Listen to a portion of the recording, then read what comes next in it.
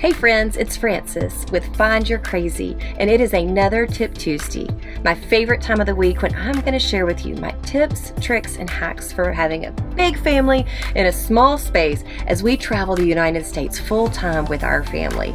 And today, we're going to try to help you avoid the full-time family earthquake.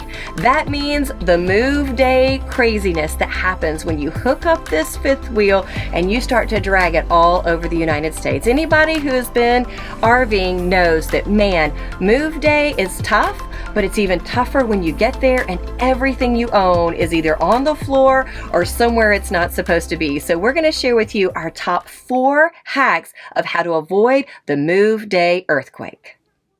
Okay, so we have heard that moving an RV is like your home undergoing a 3.2 on the Richter scale earthquake every time you move it. If you don't believe me, just watch some YouTube videos about people who have experimented with riding in the back of a fifth wheel or a travel trailer when it's in the move. I'm going to tell you what, it goes through a catastrophe every single time we hook this thing up. And so we got really tired of every time coming in and things strode all over the place. We actually crumpled my Bible and my glasses in this slide because things kept falling out every single time we would get somewhere. And inevitably, you'd forget to look in one place, and that would be the place where something would have fallen on the ground. And so we got really tired of that, and we decided we needed to get really serious about being able to secure our items when we're on the move. So one of the first places, and I talked about this, was that my Bible and my glasses got crumpled in this slide because I put everything that is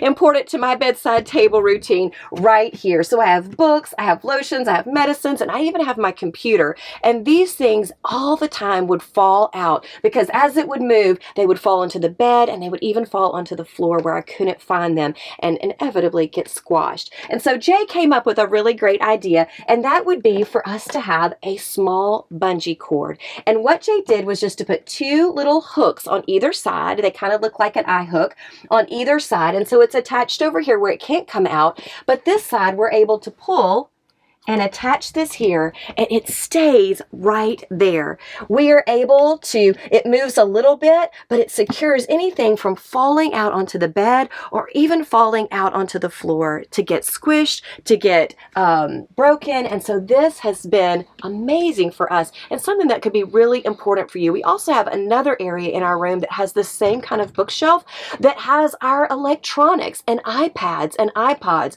and we use another bungee cord there just to secure it in. That way, I don't have to take all of my books and things, put them on the bed every single time. When you move every couple of days, you want to have as few steps as possible on move day. Okay, so our number 2 tip for the move day earthquake to avoid it is in our closets. So each time we would arrive somewhere, not only would our books be all over the ground and our electronics strode all over the place, but our clothes were always in the bottom of our closet. It was so frustrating and so time consuming to put each outfit and each shirt up on a hanger every single time, only to have them on the ground the next time we moved 3 days later. It was horrible. And so we looked online and tried to find some tips and tricks for that. Some worked, most of them didn't. And the number one we found that works every single time, and we've never had anything fall since we started this, was to purchase these hangers. They are from the Dollar Tree. You can get about 6 of them for $1, and they are very important for 2 reasons. Number 1, they are thin, and you can put a lot of things in your closet. You can put all kinds of things. When those big white ones that I had, everything slipped off and they were bulky, but this is nice and thin. But for the move day earthquake, the most important thing is they have a felt cover. This secures everything, no matter what it is. And I even have all kinds of sleeveless shirts. I have things with open arms and cold shoulders, and it doesn't matter what kind of straps it has, everything stays on here. I have never ever had one item fall out of my closet onto the floor since I started using these. And it's cheap, it's affordable, it's really good for your clothing, and it's nice and thin so you get double the stuff in your closet. And if you RV, you know every inch counts. So you need to make sure to head to the Dollar Tree and get you some of these so that your clothes stay put. Okay, so our number 3 move day earthquake avoiding hack would be Velcro. Velcro is your friend because you want your rig to look personalized. We've talked a lot about that on Tip Tuesday, is making your rig your own, making it beautiful, making it creative, and making it fun. And usually that means putting out some decorative items or having some things on your counters that you don't want to take off every time you move. It really takes the fun out of it when you have to move those cute things every 3 or 4 days. And so our trick for that is to make sure that you use Velcro. This can be found at Home Depot, for 3M. Command even has some Velcro. Doesn't really matter the brand, just make sure it sticks on both sides.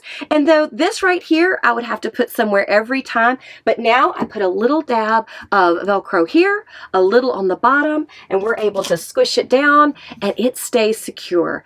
Almost everything that you see right here on this counter is Velcroed.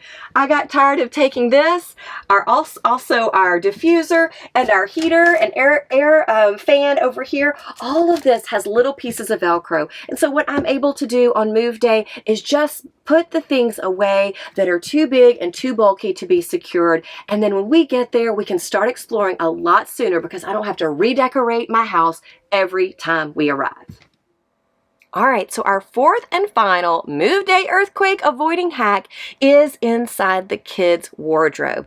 We went ahead when we first got the rig and we instituted wire shelving into this small area. It really helped us to maximize the storage, but what it also did was create an avalanche of clothes every time I opened this door after we had moved. And so instead of hanging them on our little hangers, we had all these folded clothes that were neat and organized, at least sort of. I have boys, sort of organized, and I would open this and every bit of clothing would fall all over me or all over the kids. And it got really frustrating because nothing worse than having to refold folded clothes. It's the worst. And so I began to think of a hack that I could do, and I don't know how, but I thought of these sheet holders. So what these are they are the attachments that you attach to sheets to kind of cinch them up to make them smaller if your sheets are too large or too bulky. It's to keep the bedding secure so when your kids are rolling around, they don't come out all the time. And so I was at Walmart and I saw these and I saw, wow,